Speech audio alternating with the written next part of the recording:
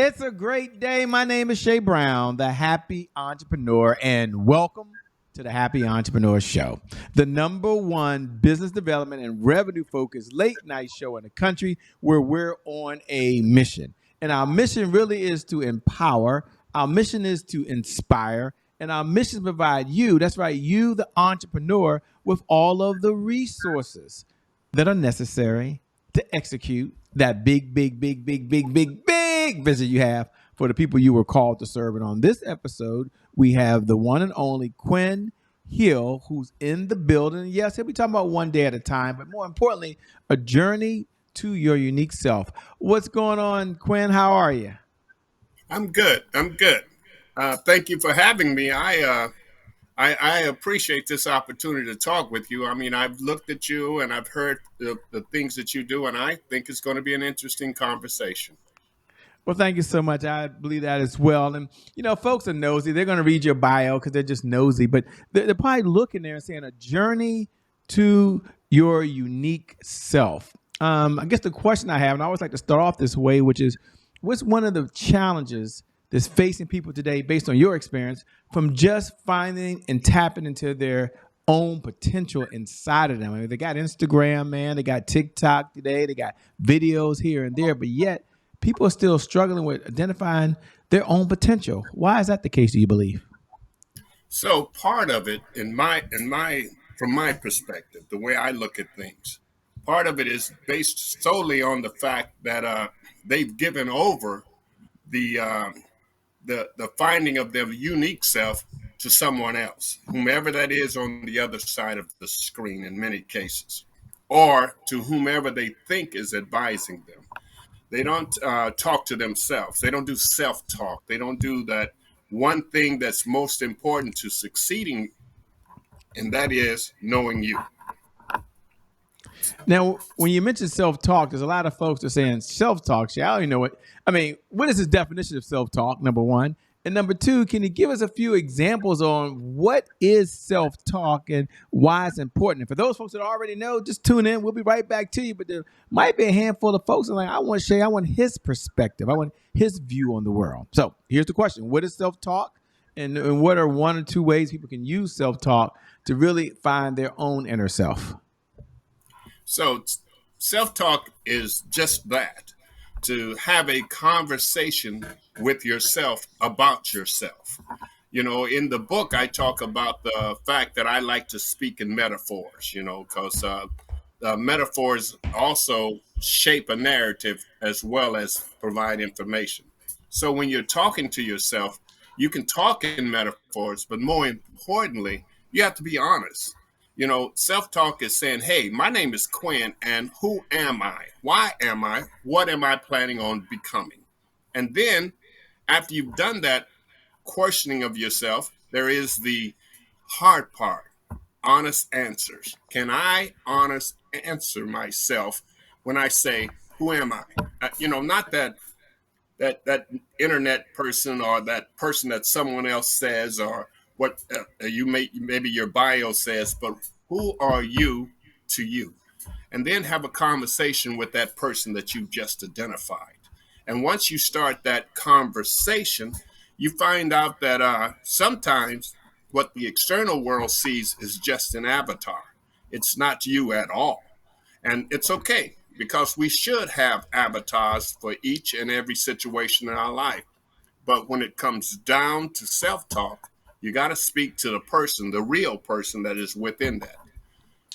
And when you speak to yourself, what do you tell yourself? We're all curious. Now, before we all curious, I know y'all are nosy. You're looking at his left-hand side and seeing PGA Championship. And they're like, Shay, now why does he have that on the wall? Now, I know y'all are watching it. I see it too. So we're going to get back to you finding your destiny and all that. But, I can't let that hang out there, man. It's right there strategically in the picture. Y'all all see it to his left-hand side. So take a moment and share the backstory of it and why it's so important, like right there, not only for us to see, but for you to see on a continuous basis. Well, I'm sitting in my writing area, and this is where I do my books. And there's two laptops here and an iPad and all that other stuff. There's a stereo that was popular during the 60s and 70s old school. And this is my bar. It also has memorabilia from my military career, portions of a military career. But that particular towel, I bought it at the 100th PGA Championship, which was held here in St. Louis. And I went to that. I play golf. Right next to it is my hole-in-one plaque, by the way. But I play golf, and when you play golf, you like to look for people who look like you. And Tiger was in that tournament. That was a big time. And we watched him. We walked along with him and watched him play and watched him shoot. And I stood 10 feet from him when he made a miraculous shot where everybody around me were saying, "You can't make that shot. There's no shot. There's no chance." And he looked at him and laughed and made a shot that, I recorded it, but even today, I can't believe he made. So this reminds me that not only can you achieve, but sometimes you can overcome things when people are standing there in your wheelhouse talking about you can't. I just love it. And I'm curious, what did you tell yourself? I mean, I'm a hacker. I'm not really a good golfer, by the way. But you kind of, he didn't brag too much, but he's talking to himself, ladies and gentlemen. He said I had a hole in one up there as well. So I'm curious, what did you tell yourself when you hit that hole in one and you got the plaque? We're all curious. Well, first of all, I didn't see it. I thought it was a bad shot. I hit the ball and I go, oh man, what the heck? And my boy that I play golf with all the time says, I think that went in. And then the guy that was playing on the whole other side, he starts jumping up and down. I'm going, well, maybe it did go in. So we went down there and looked, and it was in the hole. And I just I told him I'm done. I don't have to play anymore today. I just walked around kind of looking like that. That whoo, it's been a good day. I love it, man. We love good stuff like that. Take a moment, tell us a little bit of your backstory. We'll get into the book one day at a time, but take a moment, tell us so folks know who are you. You mentioned you're military folks, but everybody's like, "What branch, Shay? What branch?" I'm gonna let him tell you guys Air Force. I'm sorry, I'm let him tell you guys which one. But tell them a little about who are you, so they know that the backstory. And what was the defining point that led you on this journey that you're on now, helping people not only identify their inner self, not only talk to themselves, but be on the right journey to get what they want out of life? So I'm that kid that there's a million billion kids out there who were abandoned, left on their own, that don't have those anchors. Like I don't know who my father was, and it's interesting that it was never a topic of conversation in any of the houses I lived in. And I was a pass around kid. You go from house to house, whomever had a need or space for you at the time. And then I was homeless by choice just before I turned 13 years old on the streets of LA. And then my mother convinced me to come off the streets and sent me to Detroit, where I moved on the streets again. It was simply the fact of the matter that when you're painfully poor, and you recognize that the people around you are painfully poor, you just don't want to be a burden. So I went to the streets, and I'm a kid of the 60s and the 70s, all the riots and all of the activism and all of that stuff. I was a big proponent of all of that. But I got drafted. Back in the day, they had the draft lottery. A lot of people don't believe it actually happened, but they drew numbers out of a little old bowl like, bingo. And your number comes up, and it was based off of the last two numbers of your social security number. And when mine came up, a number of years, I didn't get selected because the number was too high. And then the first time my number came up and I was eligible, I was a student because I was going to the University of Detroit. But my number came up, and I was number 4. And I knew that I was going into the military. And at that time, the military was the pipeline to Vietnam, that losing war, that meat grinder that it was for poor, disadvantaged, and people of color that Vietnam was. And I wanted no part of that. So I joined the Air Force. I scored a little high on their test and all that stuff like that. And they offered me a few jobs, and I volunteered for special service in Intel and all of that. And then I spent 26 years traveling around the world doing whatever Uncle Sam wanted me to do. 21 of them I spent in foreign countries all across the world. And, and I, in the meantime, between times, I had a couple of realizations. I got a couple, 3 degrees. And I always say that the all of that was a subplot to the writing. I've always written. When you're young and you have no other recourses, reading and writing were mine. And they were free. And you were able to do that, man. And now you have the book One Day at a Time. When I first saw it, I saw the book, and this is, you don't have to be a Christian, but I don't have to be a Christian, by the way. I thought about James Cleveland. This is 1,000 years ago, but he had a song called One Day at a Time that became a big hit. Take a moment and talk about why the topic One Day at a Time. And for those folks who are like, wait a minute, I'm on the fast track. I got the pedal to the metal, Quinn. I'm trying to go as fast as possible, and yet you say you got to take things one day at a time. Talk about that if you would. Well, it's fairly simple in explanation and fairly complex when you get into it. The simple part is that no matter what you do, tomorrow will always be out of reach. And no matter how you look at it, no matter how you explore it, no matter how you relive it, the past will always be in the past. You can't change anything that has happened in your past. And the only thing that you have is today. So I believe that living for today empowers you for tomorrow because of what you have experienced in your past.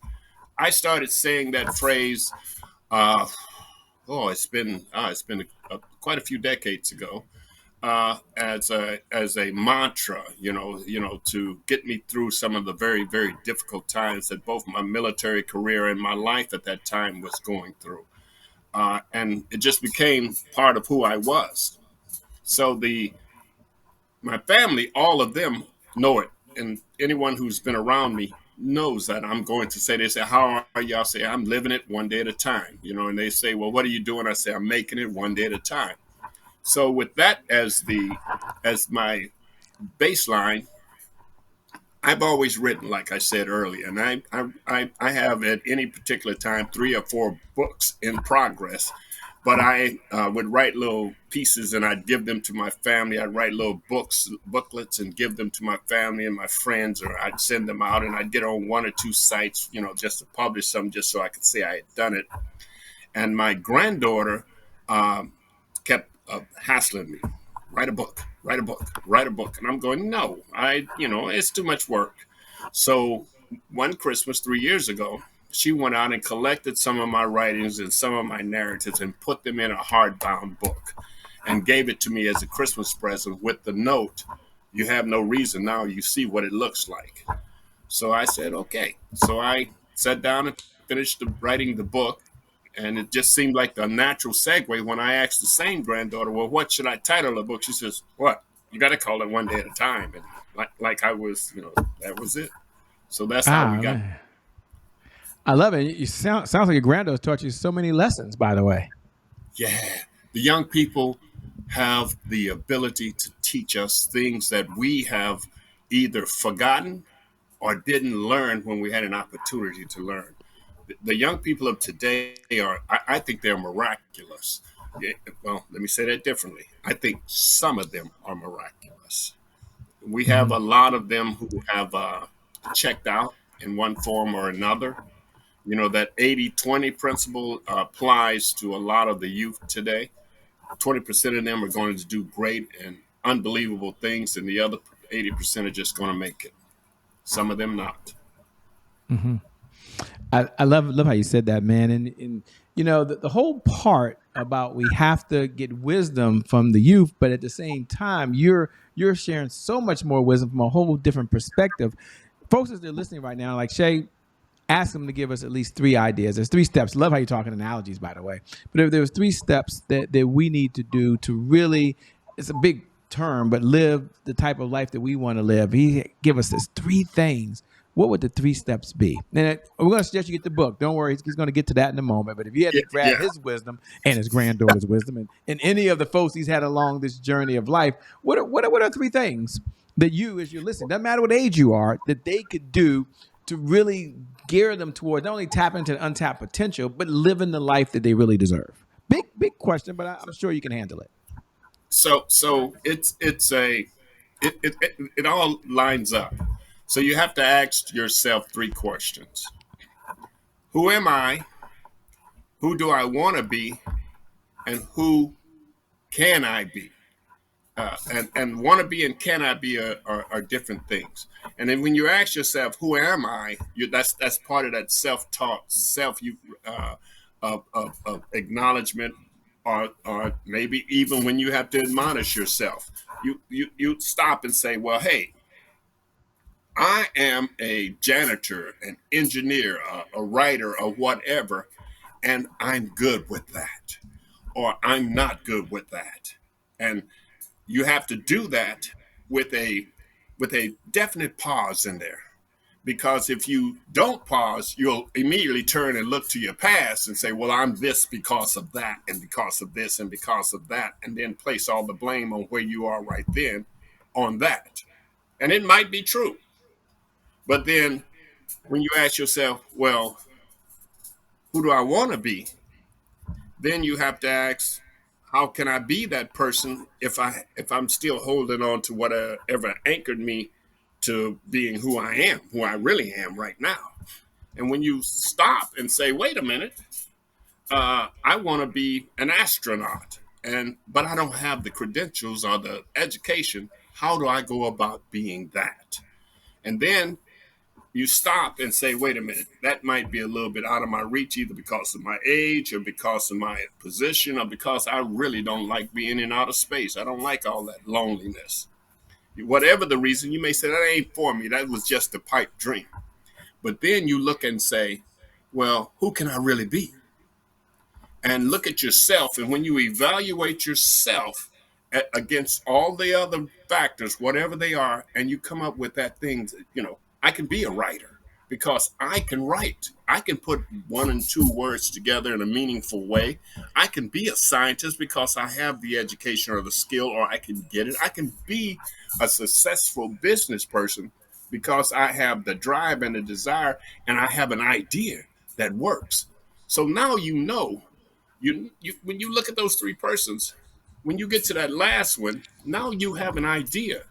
You're no longer stagnant, because if you look around, too many people are stagnant.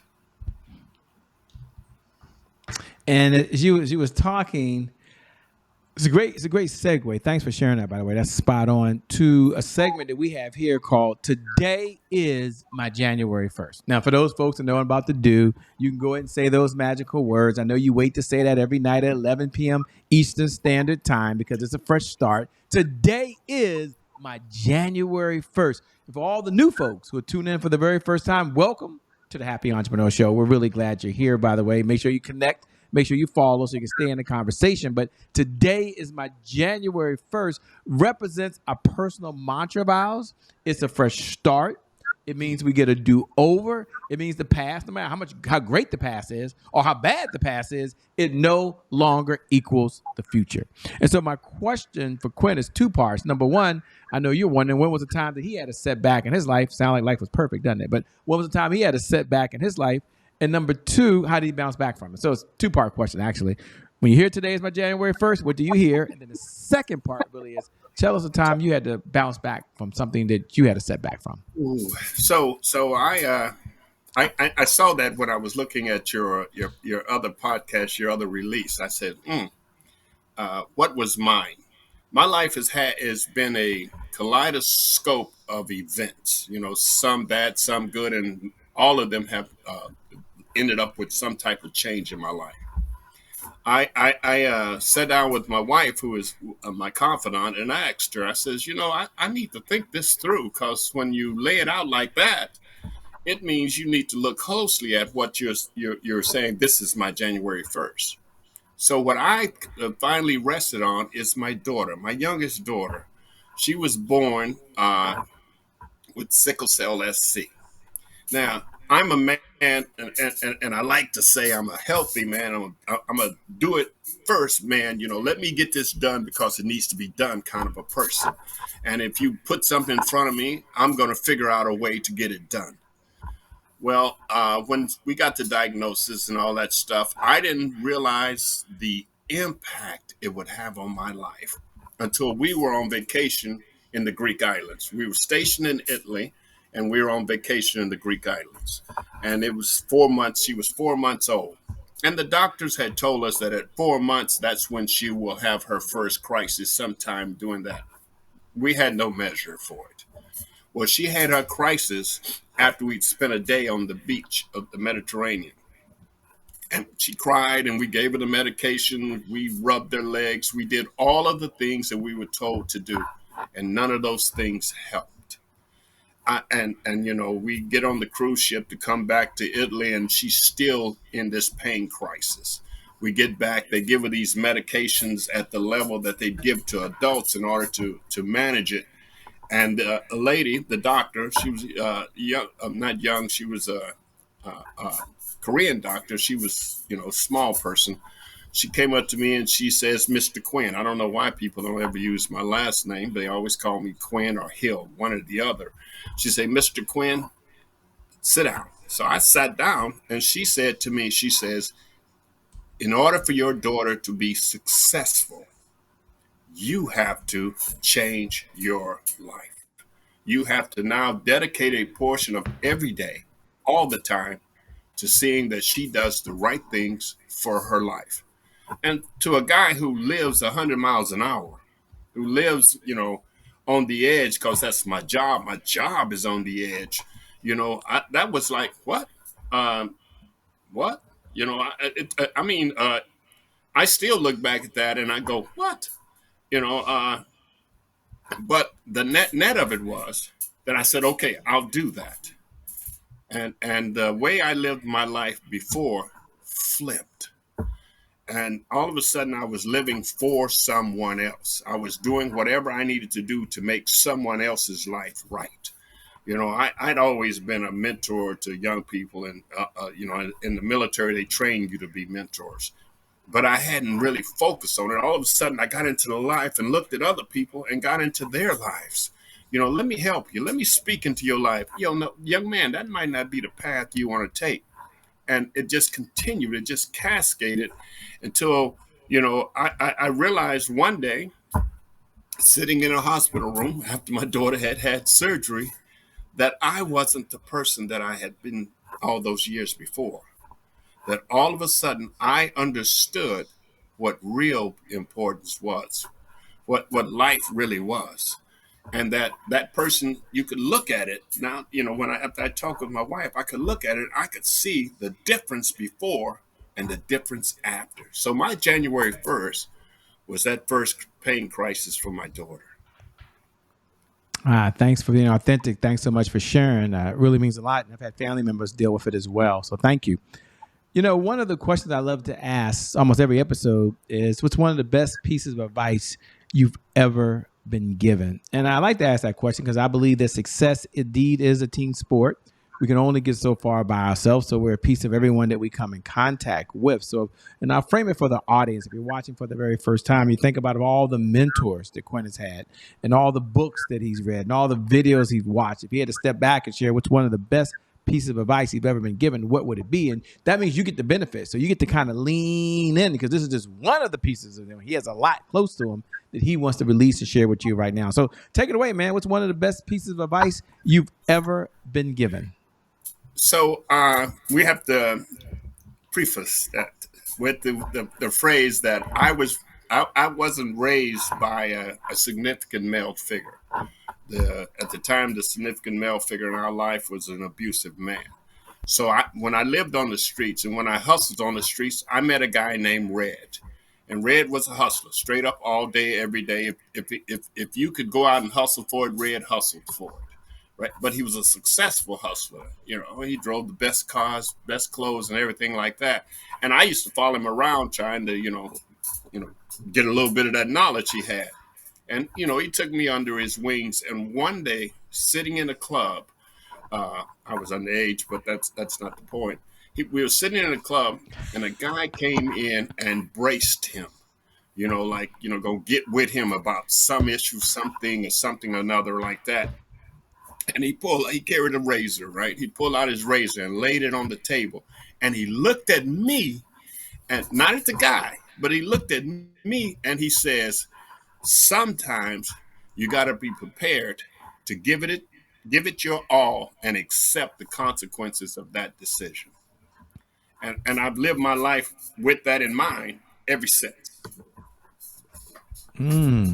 Powerful. I love it, man. Well, let me say two things. Now that you shared that, what do you do for fun? So you live your life every Golf. day. I mean, other than golfing and sounds like golf and other things, what do you do for fun when you're not writing books and saving the world and bringing these analogies together and so forth? I garden. I'm a person who believes that if you want good food, you should be able to grow your own good food. Without all the chemicals and all of that stuff. So I do organic gardening. We have a large piece of property, so I have a large garden, and all my friends get fresh vegetables from me all year long. So I garden quite a bit, and I spend a lot of time. I call it fun. Other people don't call it fun, but I call it fun. I find young men or young women and say, "Hey, let's go do this," and I take them in to do things that they wouldn't normally do. I introduce them to golf. I introduce them to fishing. I take them out. I introduce them to hunting. I take them to the opera, or wherever, and I have a great time, especially watching them when they go, "Wow!" I took these two young ladies to the opera, and their mothers were with them, and they were listening, and both of them sing in the youth choirs, and they were listening, and I turned to say, "Well, what do you think?" And it was like they were mesmerized. It was like they had just entered into a new dimension. And afterwards, I asked, "Well, what's up for that?" And they told me that they had heard opera on TV, and music and stuff like that, and they thought it was crap. They thought it was the worst sounding music in the world. But in the place, they said, "I want to learn how to sing like that." Now that makes you feel good. Wow, you're making a huge difference in the world, man. As we come down the home stretch, two-part question. Number one, what type of clients are you looking to work with these days, if any? And number two, how can they get the book? How can they stay in conversation with you over and beyond the time that you and I just had? Well, I am of the mindset that I'll speak and talk with just about anyone. I don't believe anybody should lack in someone giving them insight or being willing to listen to what they have to say, and then maybe helping them guide themselves through it. So I talk to other authors, I talk to businessmen, I talk to clergy, I talk to people just on the street, and my passion is young people, of course. Young people meaning 25 downward to a certain age, about 6 or 7. And for some reason, I don't mind going into the dark places, the rough places, and saying, "Hey, yo, you want another life, or do you want to live in the gang?" So I feel that if you're going to do something, go ahead and do it. If you're not going to do something, leave it alone. Don't halfway do something and then leave it for someone else to clean up your mess. I just don't. So I believe that we have a purpose in this world, and to fulfill that purpose, you got to look at your life, and you got to start with today. So that brings me to the book, the book One Day at a Time, and it's a piece. I've had a number of people talk to me about it. I had one lady go through and make notes in the book, and then call me up and offered me to buy me breakfast, and then she gave me the book back because she said, "I want you to see what I said." and then I want my book back. Okay, and I've had those kinds of responses to it. And you can get the book. It's not that hard. I'm justquinn.com. If you go to www.justquinn.com, you can get the book, and it'll come directly to me, of course, and I'll sign it and send it back to you. Or you can get it on Amazon, BarnesandNobles.com, or Ingram.com, or other sites, other bookseller sites. And if you want to send me an email, send it to jdrtq01@justquinn.com. And I respond because I enjoy the dialogue. Even when the persons are people that would otherwise talk down to you or denigrate you, I enjoy the conversation. You can't get anywhere without a conversation, but you got to be willing to hear the other opinion. Wow. Thank you so much for being on the Happy Entrepreneur Show, Quinn. We appreciate it and looking forward to connecting with you again soon, man. Thank you. I appreciate that. I think we could have a long conversation. I've listened to your shows, and I think we could talk a little bit, and I can help you with your golf game. I need that as well, for sure. I got to put the work in, man. I got to put the time in. Thank you so much. And thank you to viewers. Thank you for tuning in. Without you, there is no show. So we appreciate every comment, every feedback, every time you share it, every time you pay this message forward. We really appreciate it.